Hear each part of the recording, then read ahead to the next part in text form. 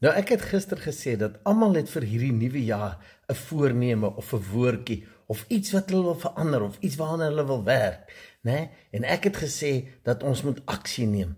Nou weer eens wil ek dit bevestig. Die belangrikste aksie wat jy ooit kan neem is om dissipline te neem oor jou gedagtes en die woorde wat by jou mond uitkom. Onthou net, die Bybel wys dat alles het ontstaan deur die logos.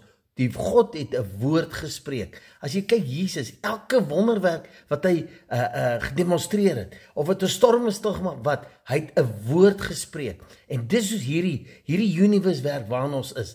En dis hoekom jou kragtigste verandering wat jy kan aanbring, is om te let op wat jy dink, wat jy praat. Want dit is die krag wat jy het, dis skepingskrag, né? Die logos, dood en lewe lê in die mag van die tong. Die een wat dit gebruik, sal die vrug daarvan eet.